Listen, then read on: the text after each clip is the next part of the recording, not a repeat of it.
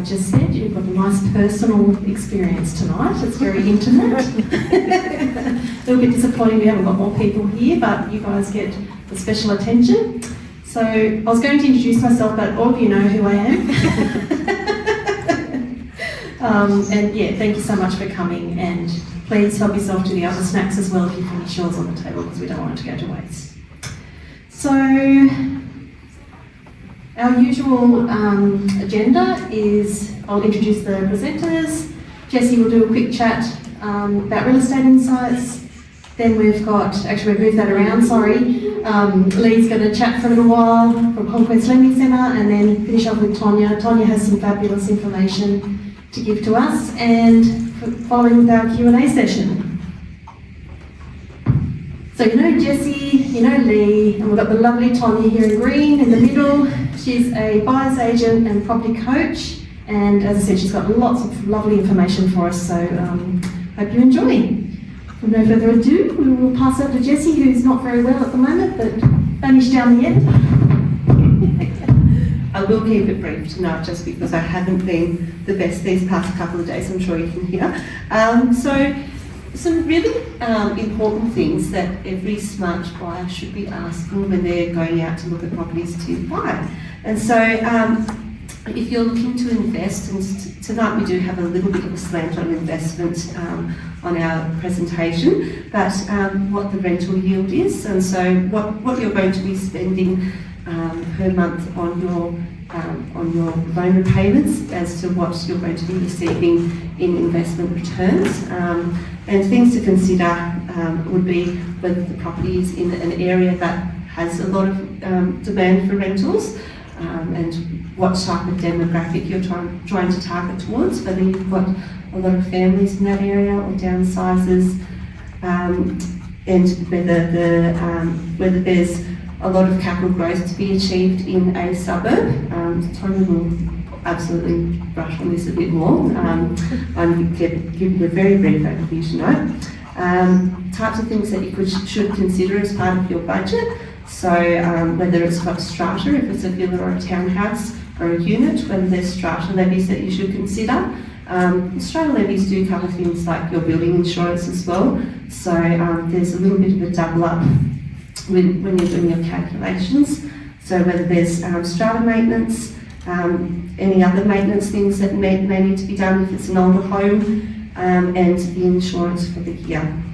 What the vacancy rate is like, so whether there is long days on the market for trying to get a tenant into your property, or whether there's a lot of demand and so you're listing your property up for lease, and that you're getting multiple applications, and that you've got some really good strong tenants to be able to choose from. So that all comes into play as to what type of income you can expect to generate from your investment. And what the management fees are for the agency that you choose to have manage your property. So these can vary from agency to agency, and I feel that also it's important that you should really interview a few different agents and agencies to see what's going to best suit your build. But there are different services and levels of service that you can expect to achieve, and so definitely quiz that out. And what those property management fees involve, so whether it's a full service fee for a higher percentage rate, so it includes all your marketing and things like that, or whether the marketing is kept separately every time you have to release a property, or whether it's all under one percentage rate. So, off-market opportunities. What is an off-market opportunity? So, off-market properties are properties that haven't been exposed to the broader marketplace. So they haven't been advertised on your public domain, such as realestate.com, Domain, Homely, things like that, that they're just exclusively kept for the agency database and for exclusive viewings through buyer's agents sometimes as well, which is where they like to come into play, is to secure a property before it has hit the open market.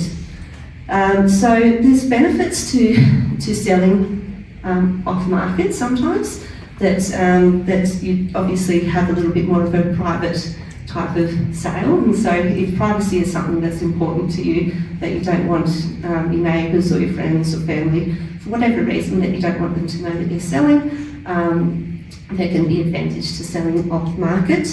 But in terms of buying off market as well, generally you've got a smaller buyer pool that you're competing against, because it's just if you've been registered on an agency's database, or if you're working again with the buyer's agent, is that it's not been exposed to every Joe Blow. Someone that may have just entered the marketplace, for example, they won't be seeing the property that you're exclusively seeing off market. So sometimes there's a bit of opportunity that you've got less competition to have to compete with, and gives you a little bit more time to negotiate. So sometimes the unique properties as well, they'll go off market to start with. They've got something a little bit different to offer, and so they could be something that somebody's just been waiting for, and so they'll present as an off-market opportunity before they hit the live marketplace. And there's sometimes a little bit of extra motivation for sellers that are wanting to sell off-market, that they don't want to go to market for whatever reason, whether it's that they're just trying to save an extra couple of dollars of marketing, or as I said, that they actually don't want anyone to know that they're selling. So there is advantage to connecting with agents locally, or being associated with a buyer's agent to be able to secure those off-market properties and off-market opportunities. And cost of owning an investment property. So things that you need to consider when you are looking to expand your property portfolio would be to consider ongoing costs such as council rates and water rates. So when it comes to water usage, when you're looking at an investment property, if you have water saving devices added to your tapware, you can on-charge the water usage to your tenants. And so that's something that's an inexpensive exercise when you're first starting out with setting up your investment property, but then it can save you money. You shouldn't have to pay for your tenants to have hour-long showers. But as I said, it's an inexpensive exercise to start out when you're setting up your investment property. As I mentioned, there's strata levies applicable if you're investing in a strata complex, so a townhouse, a villa or a unit. If you own multiple properties, have a chat to your accountant about land tax. The threshold is relatively high, but still bear that in mind, because that's an annual fee that can be charged. That's calculated at the property that you own on the 31st of December each year. That's a cost to bear in mind. Property management fees, as I said, they normally range between 6 to 8% around the Southern Highlands. Can be more, can be less, depending on a few different factors. But really quiz your agent and agency as to what all those costs involved ongoing. Repairs and maintenance. It's inevitable that something's going to go wrong at your property at some point in time, whether it's a toilet that gets blocked, or whether it's some guttering that starts to fall down because it's an older property. Do keep in mind that you should have a little bit of money kept aside from your rental income to be able to pay for those types of maintenance throughout the year. Insurance, so you do have landlord insurance, so in case your tenant damages the property, obviously you go through the tribunal process as well, but for damage of the property, for if you have loss of income for any reason, so that's landlord insurance, and then your building insurance as well. Mortgage insurance and loan fees, that'll be something that Lee can brush on a little bit more. And depreciation, so that's a tax benefit to you for investment property, and you get a depreciation report done by a company that does those reports, and that's beneficial for your tax. And so my takeaway tip for investment property is to create a yearly budget and always set aside a bit of a buffer. And so a well-managed investment is a long-term win.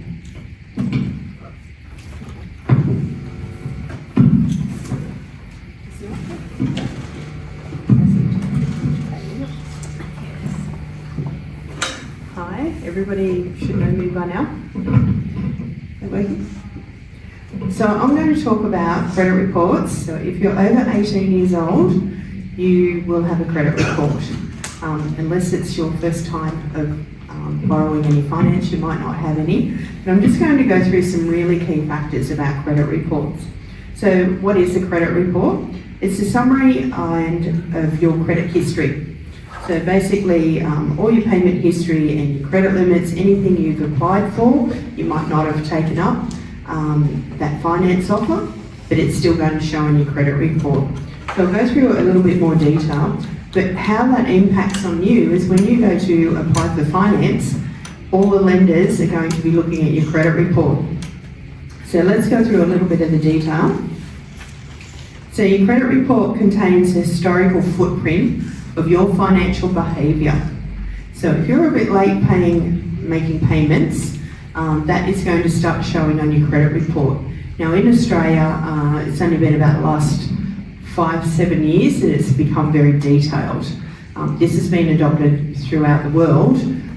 Australia is one of the last countries to actually adopt this detailed credit reporting. So all your credit types, which is your home loans, your personal loans, even your zip pays, afterpays, all that sort of thing, is going to show on your credit report. If you have defaults, they're also going to show. There's no hiding anything these days with credit reporting.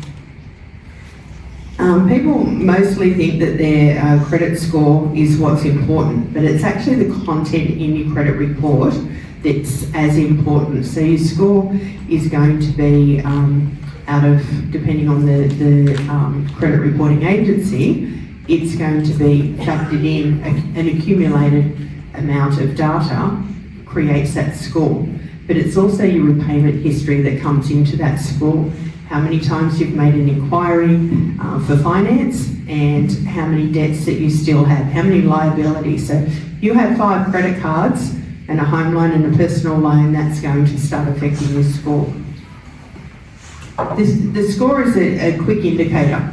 It's what the assessors are looking at to see what your repayment history is like. So in Australia, there's 3 credit reporting agencies, Illion, Experian and Equifax. At Conquest Lending, we use Equifax. We just find that that's a fairly comprehensive, and it's what a lot of the lenders that we use are also using. So you might find that if we're using Equifax and you have a score of, say, 800, Illion might have a score of 690, so they're not the same each one. And some of the lenders are using multiple credit reporting agencies. Now they use a score, they're using negative data, which negative data is about if you've had some defaults. So that's going to obviously impact on your score. So what is the score? So your score is a number that represents your risk profile as a borrower. So the lower the score, the less chance you have of obtaining finance, unless you go to a lender who doesn't look at your credit score. So there are some lenders that we use that don't look at your credit score, don't look at your credit report, and that's fine. Some people have had a checkered past. They might have had a relationship breakdown, a business that's not operating anymore, and there could be some blemishes from that. So we do have lenders that can still look after you. It's not like a never say never, but some of those lenders are going to look at it as a bit higher risk, and there might be some extra fees and a higher interest rate involved in that. So at Equifax, the score is at a 1200, and you can see on the overhead that below average is under 500, average is up to 660, and then our good starts at around 660.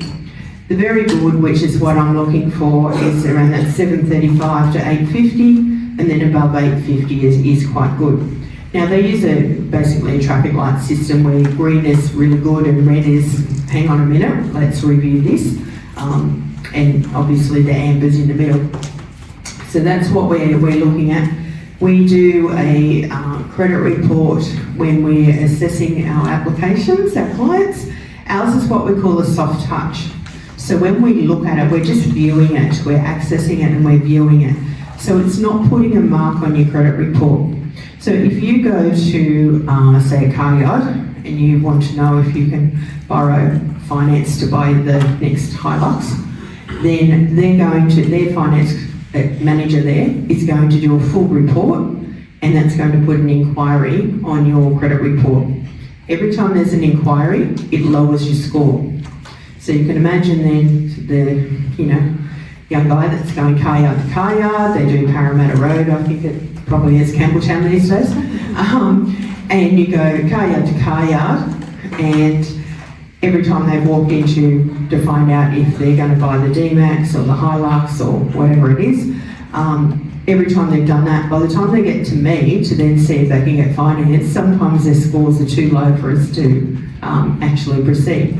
And what we do, we just need to wait a few months for that score to recover with no more inquiries on it, and then we go through. So it's a bit of a waiting game, but it's about being patient and not doing those inquiries.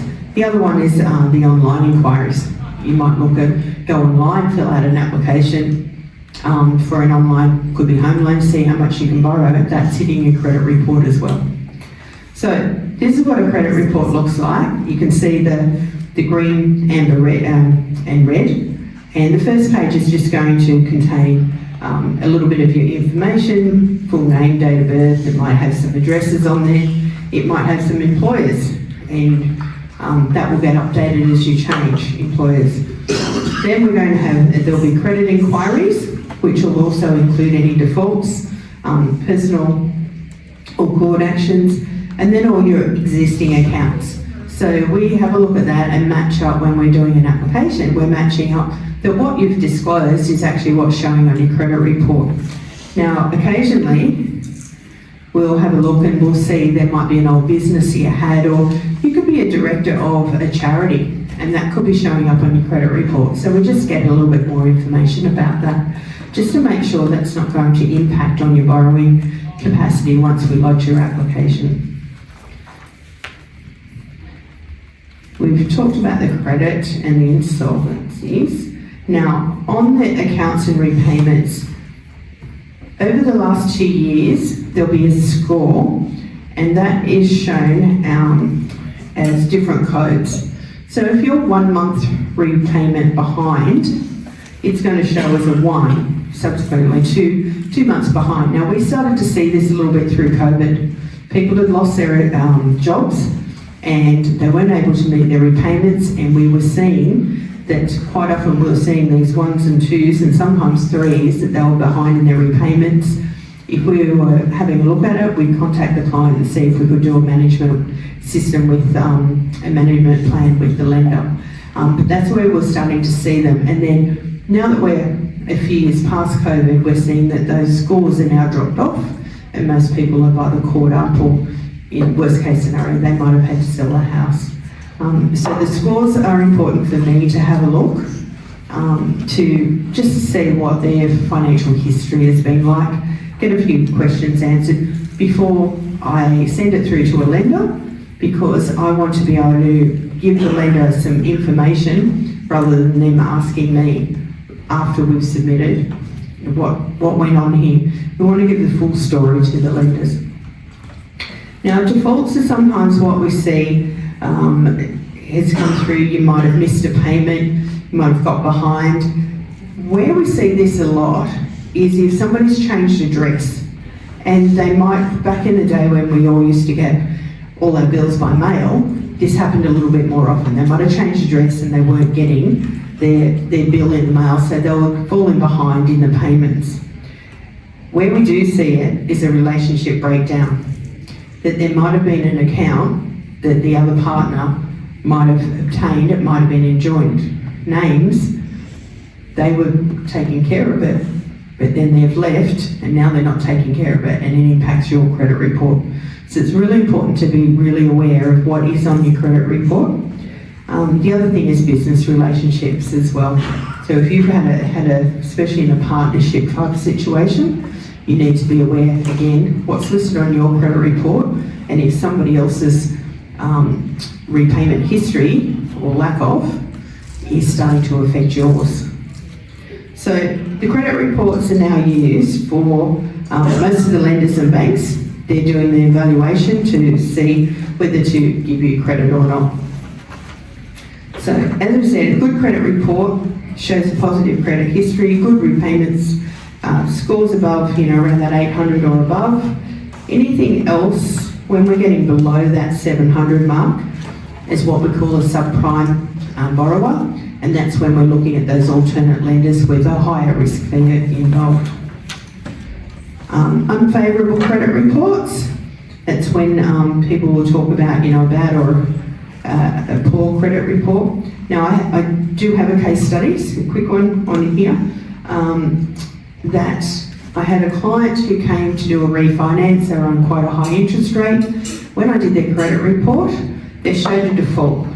It's just a hardware store. It was a local carpenter, it was a hardware store, and it was $1,800. So no big deal. And it had been nearly 2 years ago. So we thought, that's fine, we'll go to one of our credit fix repair companies that look into these sort of things, and we'll get that removed. He said, there was just an accounting problem with the local hardware store at the time, and we went backwards and forwards, and we couldn't get it removed.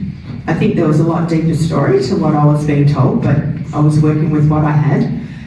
In the end, because of that default, we couldn't go to a mainstream lender.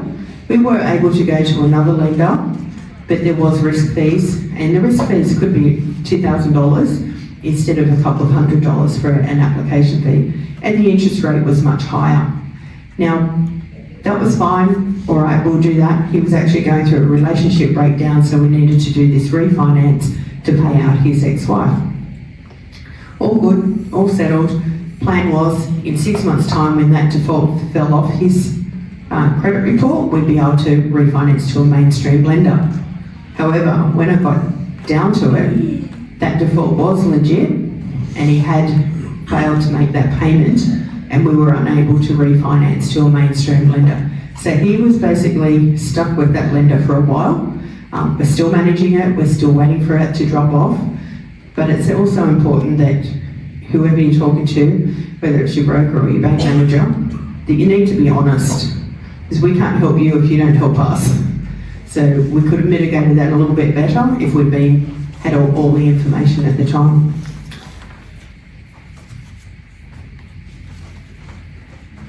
What happens with your credit score? So how is it going to impact you? Well, that's pretty much what I've just said. It's going to cost you more in interest.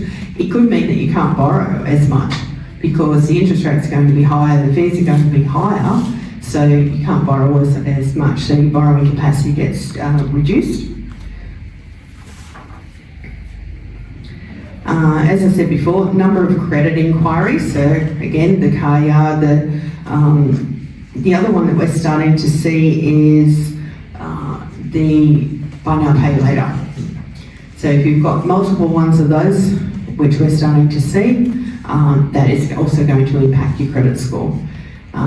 They're harder for the payment plan that they offer you, isn't going to pay it out. The interest rate is average 25.99% if you haven't paid it out in the full payments that they offer you. So that's a very, very expensive liability. The other thing is that new or younger applicants, you may not have had, I had an inquiry yesterday, doesn't have any liabilities, has a prepaid phone, hasn't ever had any credit.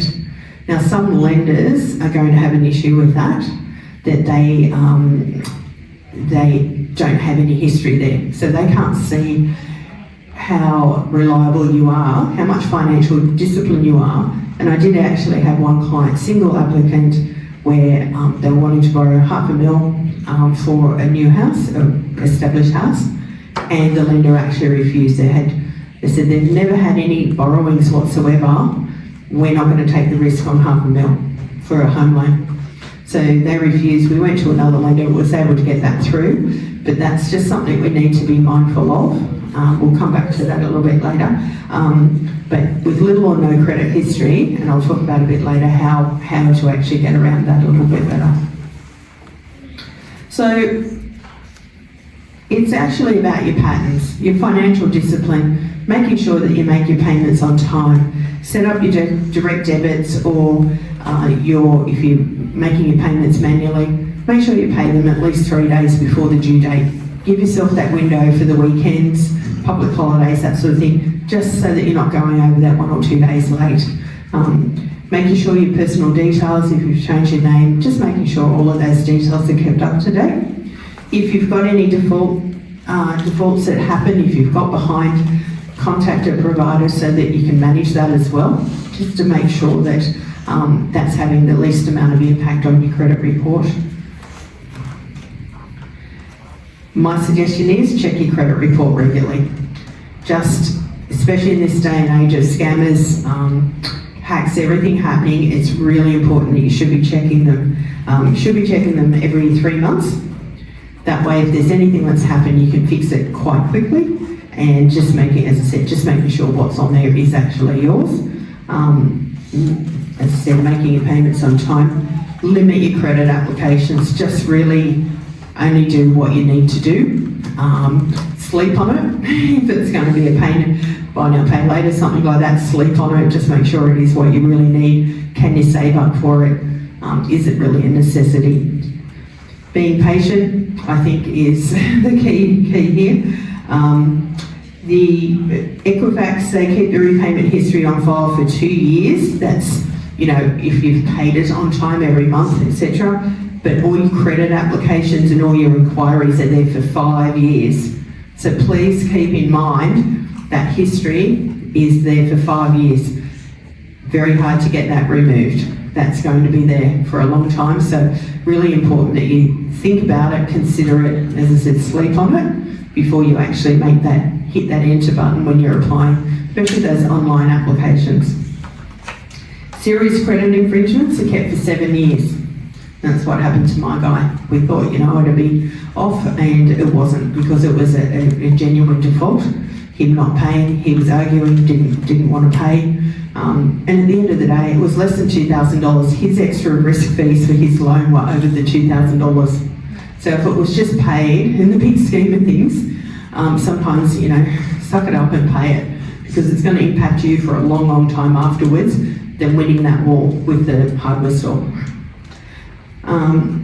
Buy now, pay later, you've probably, anyone that's been here already will have heard me say it, just don't do it. Don't do it. Close it. I won't submit an application on behalf of my clients unless the buy now, pay later facility's been closed and I have the closure letter.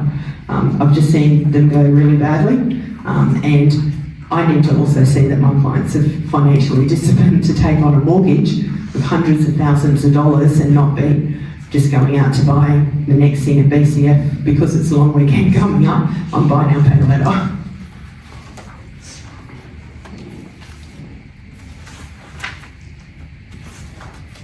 Or buy now, pay later. As I said, just keep an eye on your credit report. You can order them. We've put some links in the booklet as well. As I said, Equifax can do them every 3 months.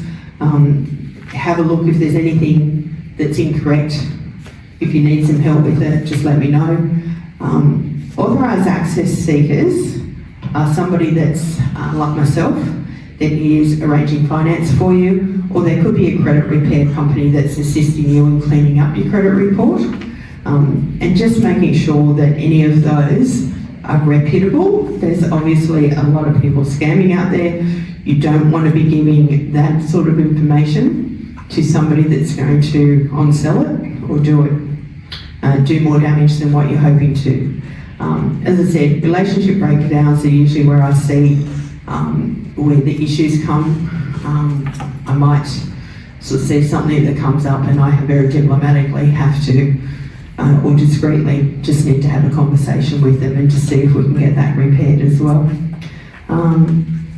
So that's pretty much it. Other than if you have had problems with history of late payments, high debt levels, financial distress, just consider seeking assistance from a reputable credit counselling agency. I know Tonia has some really good hats she wears for that, and again, just using somebody that's genuinely there to help you, rather than just to gain some fees in the transaction. Identity theft, we've just talked about, there's a lot of that happening, so just be very, very mindful. And again, why you should be checking your credit report every 3 months. And yeah, that's it from me.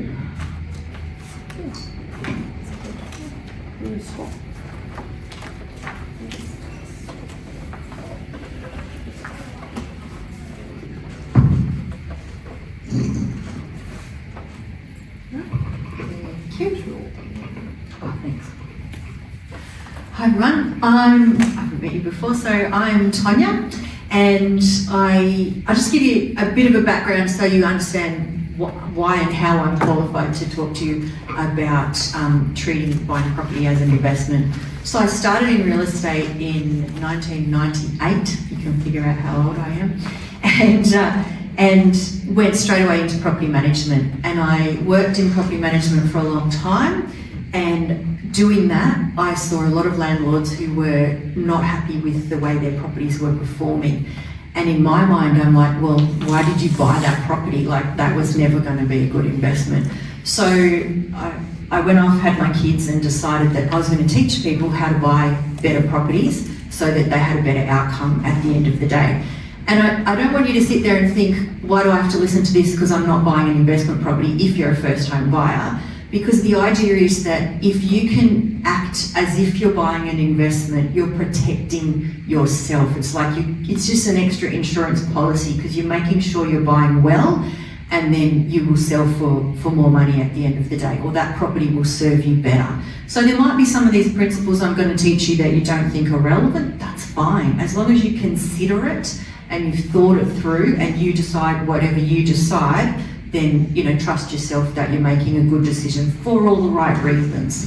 So in the handout that you've got, I've just got a summary. It might not make much sense to you without the rest of the information, but the page that says this example property, it's just telling you how I assess my property. So now I work as a buyer's agent. I deal with a lot of charities, non-profits and social housing providers.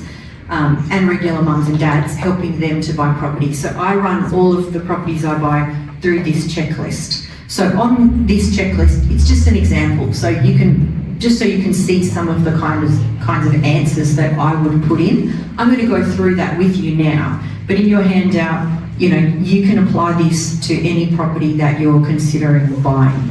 And of course, I have access to special programs where I get all of this information in one go. But over the pages, I've given you the links so you can get all this information for free. So, this is just a quick summary of that one you've got in your book.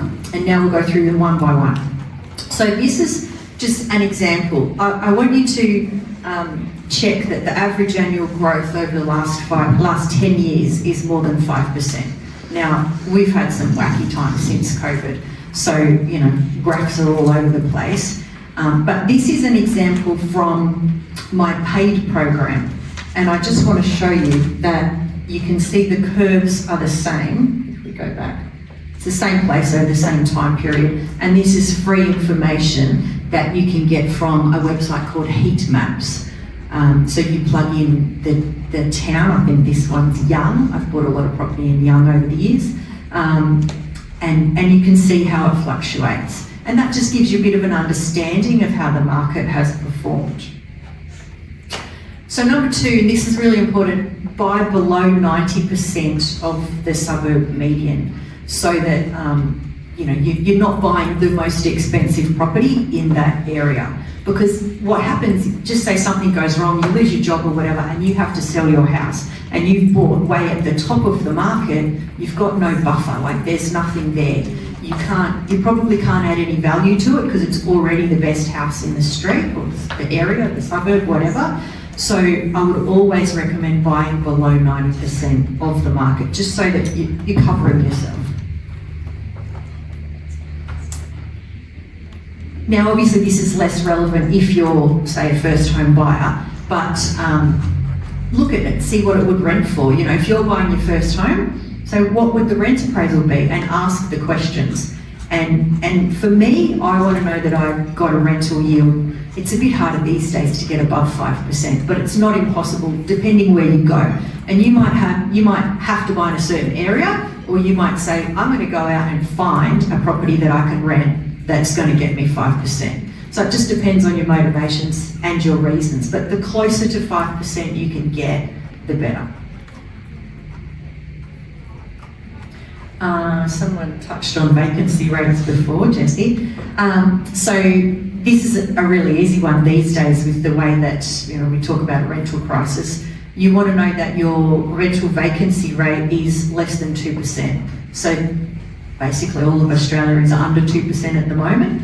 Now, if you find an area and it's not under 2%, you just have to understand why. Has there been something, you know, something's gone on in that area that influences that? And if you're comfortable that that's not going to happen again, or that it was a one-off, then that's fine, but you just have to consider it.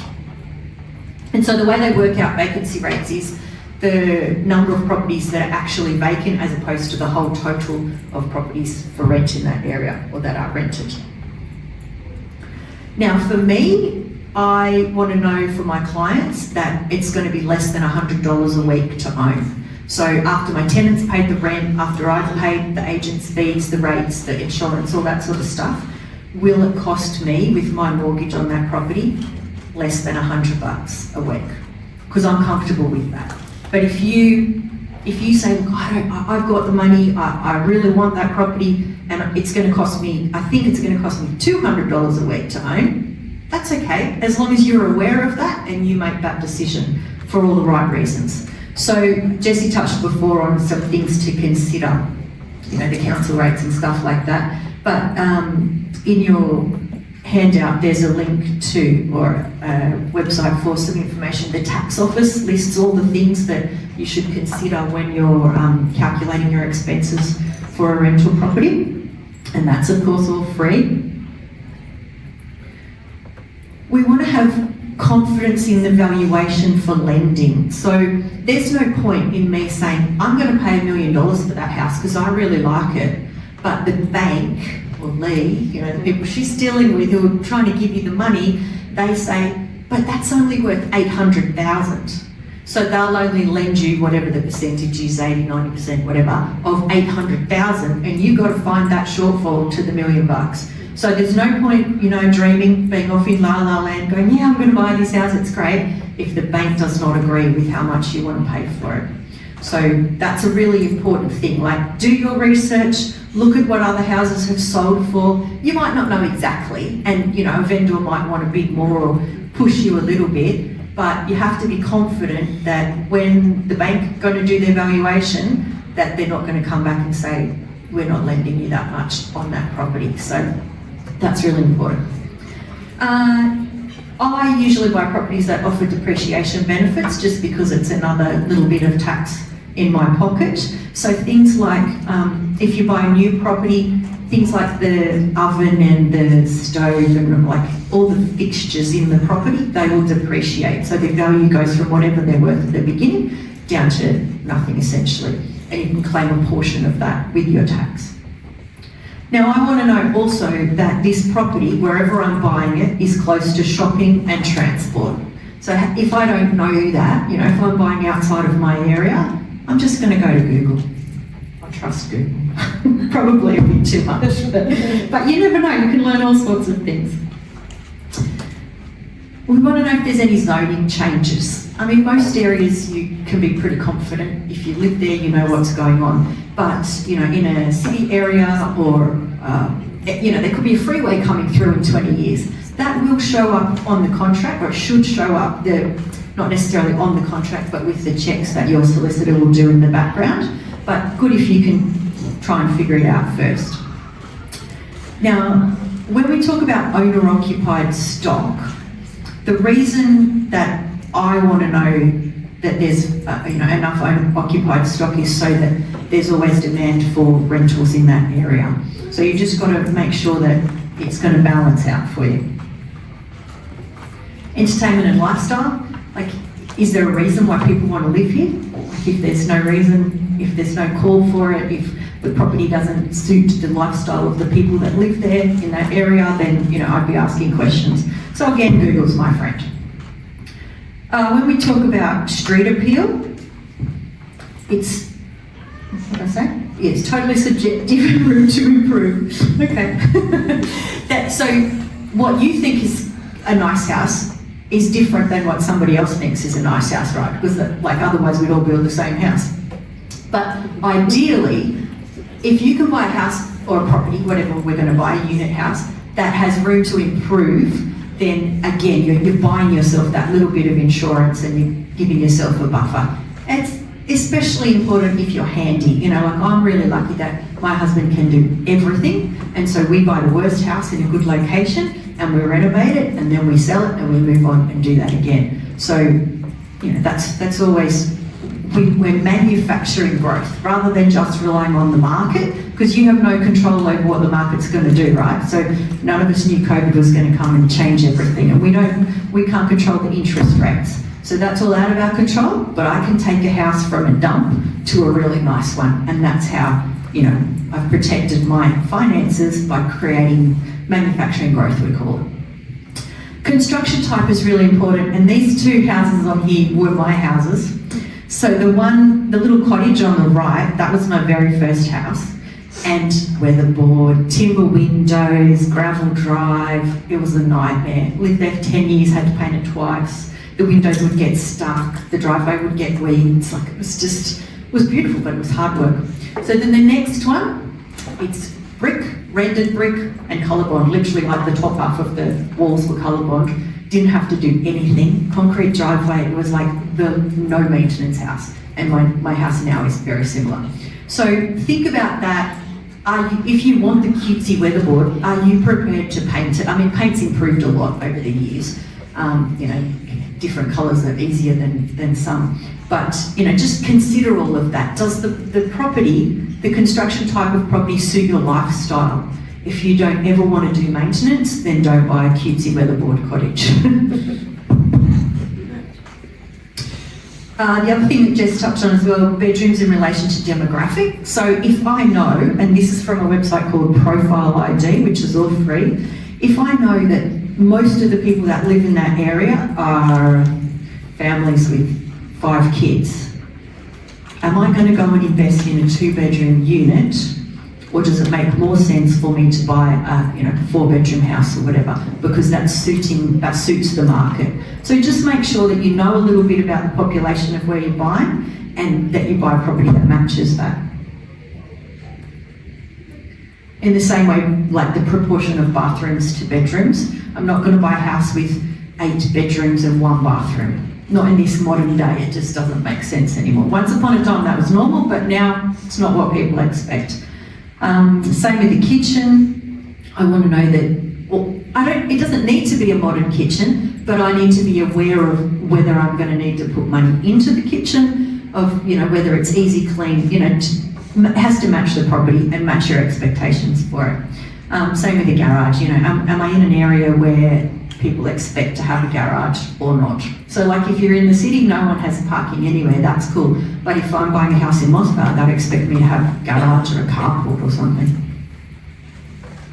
Aspect and light, that's more important in places like the Highlands where we have the cooler climate. So my house faces north, I don't have any heating bills because it's all solar passive. So if you can afford to think of things like that, it's a good thing. It's sometimes, you know, you have to buy the house that faces the wrong way, but as long as you understand that and you go into it knowing that, that's a choice you can make.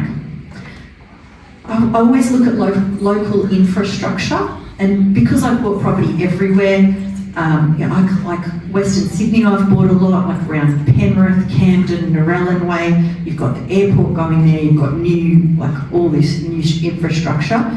So I would choose, if you said, you know, I don't know where I want to buy a property, where should I buy a property? I'll be looking for somewhere, you know, if you don't have any, you don't care where it is, look for a place where the government is already investing. So they're putting money into local infrastructure projects, which means that area is going to grow. So if you buy there today, the value of that property is going to go up accordingly. And it's like someone else has done the profit for you. So, you know, if you're not fussed on the location, do some research on local infrastructure projects.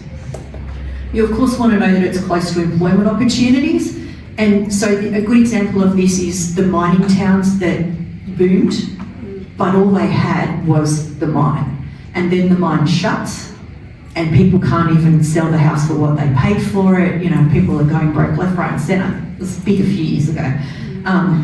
I want to know that there's a broad range of employers in an area where I'm buying, just so that if something goes wrong with one, the whole market doesn't drop. And minimal social issues. I tend to buy a lot of houses in areas that do have social issues, but that's okay because we know about it. It's not like I think that I'm buying in a really good spot and then I find out later that it wasn't. So as long as, I actually don't mind at all buying in an area that's a bit lower socioeconomic, because often they go up and that's how you make some profit. But again, you just go into it with your eyes wide open, and you can do research in all sorts of different places, but even Google. Like I can Google crime statistics for, I don't know, I bought a property last week in Wagga. So, you know, and you can learn a lot about an area from just simple things like that. To be avoided, and this is just in a best case, you know, like you might say, but I really want that. That's okay. Again, like all I'm saying is think about it. So a swimming pool. If it's your own home and you want it, go for it. If you're buying an investment, do not have a swimming pool because it's just a nightmare. You're responsible for, you know, something happens, imagine in the pool, it's on your shoulders. But also the maintenance is a nightmare. I don't like buying strata for me, but having said that, my next purchase is probably going to be strata, but I've got my own reasons for that. So I would avoid strata as often as I can because, again, it comes back to control. You don't have control in strata. You have to pay what you have to pay. If you're in a block of 20 units and your unit is perfectly fine, but the unit down the road at number 10, it has a major roof leak and it needs the roof fixing, you have to pay for their roof or a portion of it. So you have to be aware of that, you know. And if you can avoid it at all, avoid it. But if you need to do it, again, it's okay. You just understand the implications, potential implications. Steep slopes, it's just better to avoid them if you can. Makes finding a tenant or reselling a bit more difficult. If you're going to be renting at elaborate gardens, just don't do it. Tenants will mow the grass and not much more. So, just keep it simple. You don't want expensive furnishings. Like, I don't want a landlord to come and say, they ruined my crystal chandelier. Take your chandelier out. Like, we just don't need it. Sentimental items, that sort of thing, don't do it. Shared facilities. So, sometimes it happens, especially in a block of units, that there'll be shared laundry. It's not the worst thing, like it's okay. But again, have we had problems? Is it causing an issue? Just be aware of it. And sub-meters. So Jessie was talking about how you can recover water costs from a tenant. Well, there's so many rules around it. So we've got a lot of granny flats now. If your granny flat isn't separately metered from your main house, you can't put on a sub-meter and like a second meter of your own and then calculate the difference and go, well, the main house used this much and the granny flat used that much, so I'm just going to charge them accordingly. You can't charge anyone in those circumstances unless it's like a council issued bill for each property, each tenant. You can't do it. So we avoid sub-meters as much as possible. The biggest thing is to remove your emotions. So us women, we're really good at this because we can complicate anything. But if you can just dumb it down and bring it all back to the numbers, it doesn't matter. If it's an investment property, it's much easier. If it's your own home, of course, you're going to have emotion. But if you're buying an investment property, just look at the numbers. I have had landlords who bought a property because they were at a dinner party and their friends all had investment property. So they're like, oh, geez, I better get one. So the next day they go see their broker or their banker or whatever, and then they just go buy the first property that they find. Like, that is not the way to buy property. It doesn't matter, what your friends think. If the carpet matches the curtains, it doesn't matter. None of that's important. And small details, like I've had clients of mine who I pick them a property and I think it's really good, it's going to make a great investment, and we go through it and they said, but I don't like the light switches. I'm like, what? This is not important, okay? And just the more you can remove your own emotions, the better it's going to be. If it's purely an investment property, treat it like that.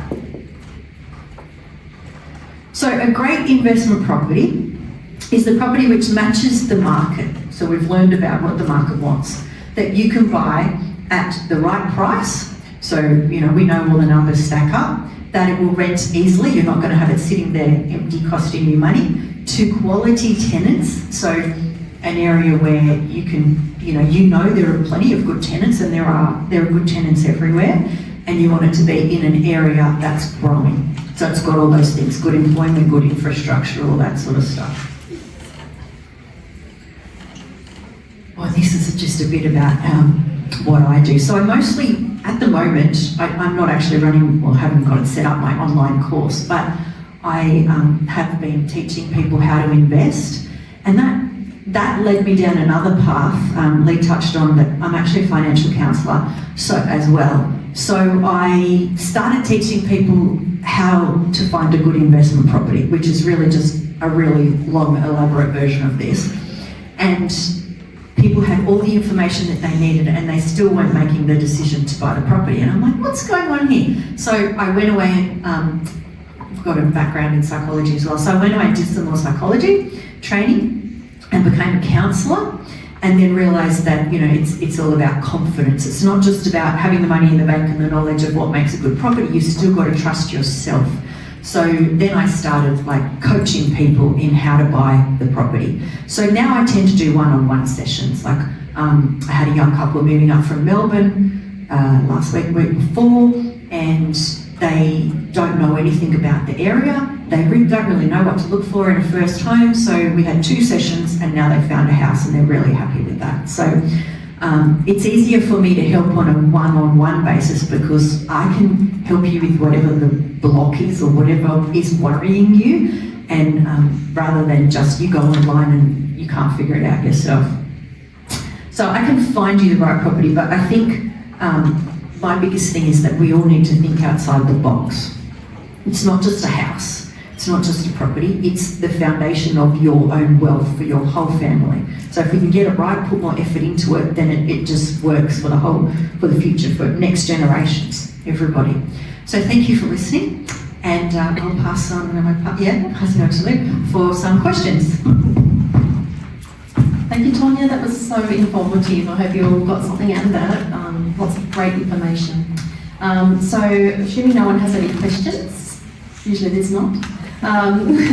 So I'll just ask Tonia a few questions and then leave. Jessie's off the hook today because she's losing her voice. Tonia, what's one thing you wish every buyer would do before even looking at properties? Lee's going to love this. Get their finance sorted. So we have a lot of people who will come to a property and make an offer, or not me, but make the agent an offer, and they say to them, have you got your finance sorted? Oh, no, but I will. Okay, go away and get that sorted and then come back. So that's step number 1. You can go and look, go and get a feel for what you like and see what's out there and how much it costs, but you can't be making offers and getting serious until you have your finance approved. So step number 1. How do you help buyers avoid the shiny object syndrome when emotions get in the way of a smart investment? Again, like I said, just come back to the numbers. Even if it's your own, got to be your own home, take a step back and go, well, you can tend to want the best property in the best street, and the bank will give you $1 million, so you're going to take $1 million, but is that the right thing to do? And in counselling a lot, what we do is we would get you to say, just say you're feeling something, and me as your counsellor, I don't think that's quite right. I'd say, but if your best friend was feeling that way, what would you say to them? And so then they say all these nice things, well, why can't you say that to yourself? So if you're looking to buy the $1 million house and you're just not sure if you should buy, $1 million or a bit less, go, well, if that was my best mate doing that, would I think they were stupid, or would I think that's a smart thing to do? So just ask yourself those sorts of questions. You brushed on this a little bit in your talk, but what's your view on renovating investment properties? Yes, if you can do it. So what we do is we buy property, rent it out for a couple of years, depending on what the plan and the goal is, and then go in and renovate that and sell it. And like I said before, we call that manufactured growth. I'm going to make sure that it lines up with all those other things, like I know the demographic and everything. There's no point, spending huge and overcapitalising on a property that you're not going to get your money back on. But that's why we're buying at the low to middle range of the market, so you've got room to bring it up to the top of the market. How do you adapt your approach when you're working with a nervous first-time buyer versus a seasoned investor? So for me as buyer's agent, it's really just about supporting and educating my client. So like last week I bought 2 properties for a company that I've been working with for 12 years, and I've bought them so many properties, and they basically just say, Tonia, this is how much money we've got, go and find us something and buy it. So I did. But I can also have a first home buyer who's like, we don't know what the right thing to do is, they're overthinking everything, and I'll give them the checklist and they're like, oh, I never thought of that, I never thought of that. And so in that case, it's just give you the information without letting it be overwhelming, just break it down step by step and then evaluate it at the end. And I'm there to hold your hand, I guess. When the more information you need, the more I'll give you. But information is not always the answer. Last one, how do you typically approach negotiations on behalf of your clients, especially in competitive markets? I like this question. So I like to think that I will always save my client more money than I charge them. So last week I bought a property and I had the property on for $429,000. I told my client I could get it for them for $410,000, and I bought it for $405,000. And then the agent came back to me, came back to me and said, oh, we really think it's worth more, and there's another family that they're going to offer, and they'll be going to offer more than what you've offered. And I said, hang on, we had an agreement. It's not legal until it's legal. It's not legal, but I'm like, that is not ethical. They're working for their vendor, and I respect that. It's their job to get as much money as they can for their vendor, the seller, but it's my job to get it for as cheap as possible. So I'm not going to be rude, I'm not going to offend anyone, but I'm going to stand my ground. So this agent rang me 3 times, it's not around here so it's alright, rang me 3 times and wanted more money. Now I knew I could have paid more money because I told my client I was going to get it for $410,000, but out of principle, I am not. So we got sales advisors out at $405,000 and we're buying it at $405,000. I didn't even tell my client because that's what they pay me for, right? They don't care about stuff like that. They don't like real estate agents. They don't know that there's still good ones around, and say that the bad ones, they tarnish all of them with the same brush, and they're like, I never want to speak to a real estate agent ever again. And I do remind them, there are still plenty of good agents, but I will be your fiercest advocate if I'm working for you. Lovely, thank you so much. Now Lee, I've got a few questions for you. What early financial behaviours can damage a young person's credit score without them even realising? A lot of this I spoke about before, but I'll just recap. So the numerous inquiries for finance, so the multiple car yards, online applications, I'm starting to see a lot of people doing that for their home loans now, and the buy now, pay later, you zip pay, after pay, that sort of thing. Not making payments on time, and that's just out of pure laziness. It's easy to say I'm busy, but you still remember to eat every day, so please remember to pay your payments on time. Again, pay it 3 days before, set up your direct debits 3 days before the actual due date. Overdrawn bank accounts, again, a little bit lazy. Oh yeah, it's all right, I'll just transfer the money after. This is actually a full quote from a recent car refinance. Client of mine decided that then and there they wanted to buy this car through a car dealership, again somebody in Sydney, and then his girlfriend, who was local, said, oh, Lee can refinance that to a cheaper rate. It was exorbitant interest rate, but it was all right because Lee was going to refinance it a month later. They didn't take into account that they'd paid $2,000 in hidden fees at the car yard that was just embedded in their repayments, plus a high interest rate. So when I sent it through to my guy to do our refinance of this car loan, there was some blemishes on the credit report, there was some blemishes on the bank statement. So 3 times over 6 months, so the original time, 3 months later, and again this week, we have tried to refinance this guy's car loan. So the quote that came back, or the email that I got back from my lender yesterday was, and I've changed his name, not that it really mattered, but I have changed his name. This is a notification that deal for Michael has been declined for the following reasons. Hey Lee, unfortunately we're still unable to assist Michael at this point in time due to bank statement conduct. Between overdrawns and 6 dishonours with his CBA personal loan, this would fall outside of policy with all our lenders. I will speak with Michael and advise to stay on top of repayments before we can revisit again. So straight up, that conduct has now meant that he is still paying high interest rate and high fees. Thanks, Lee. What's one myth about borrowing or finance you'd love to bust once and for all? I love this question. Love this question. Okay, drum roll. Bank loyalty, this is a myth. Bank loyalty means I'm getting the best rate and the best deal. Boom. The second part, using a branch or an online application will get me the best rate and the best deal. Right, fact is, announced this week, 76.8% of home loans were written by brokers in the March quarter this year. That's the highest ever. So we're nearly at 80%. People are starting to work out, using a broker's, us brokers, we're comparing your unique financial situation and your lifestyle situation and projected lifestyle situation with multiple lenders. Like I've got 30 to 40 lenders with all multiple products.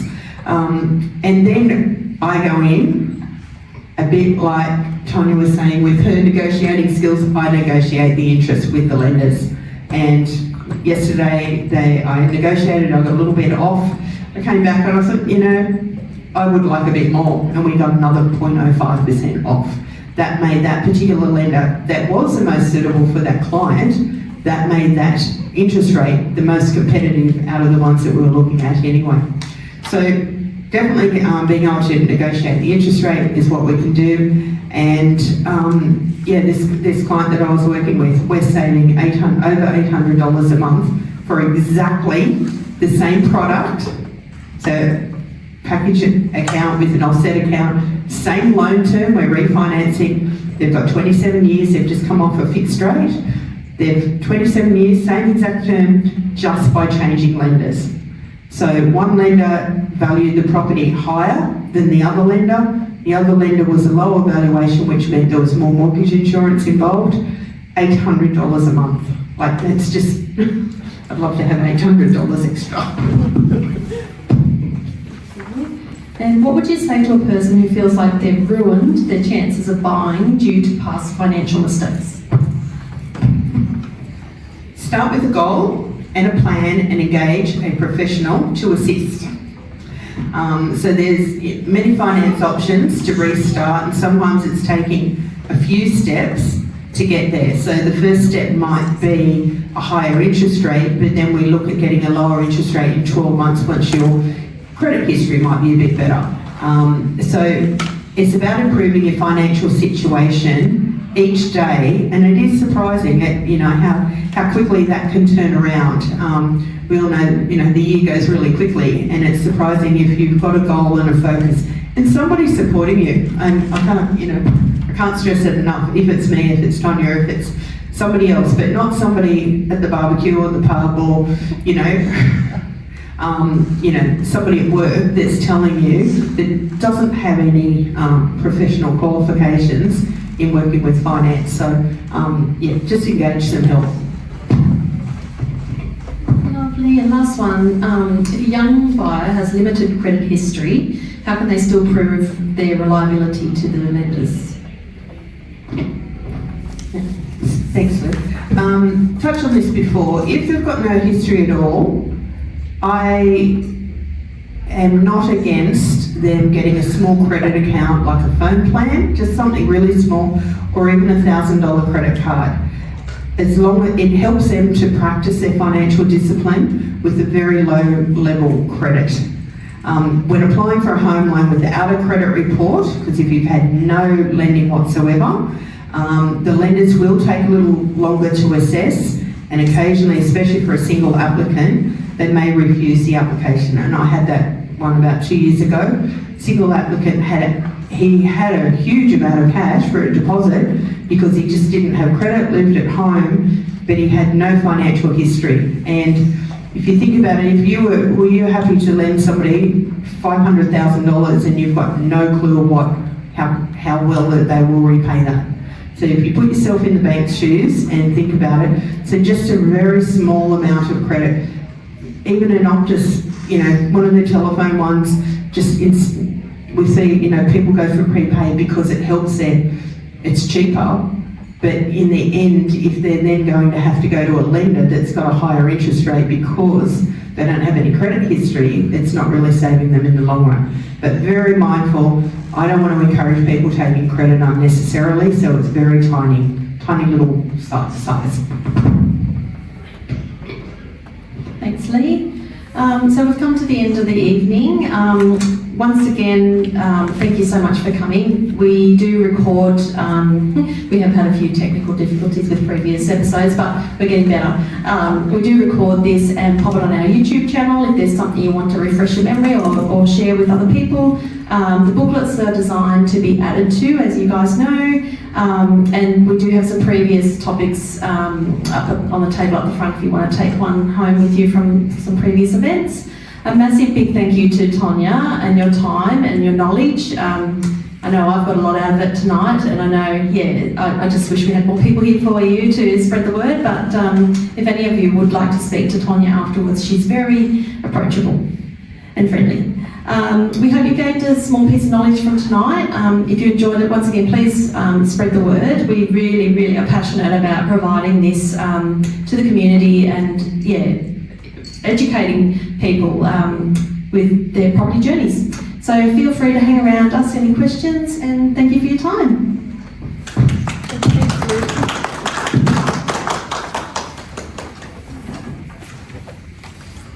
Jules?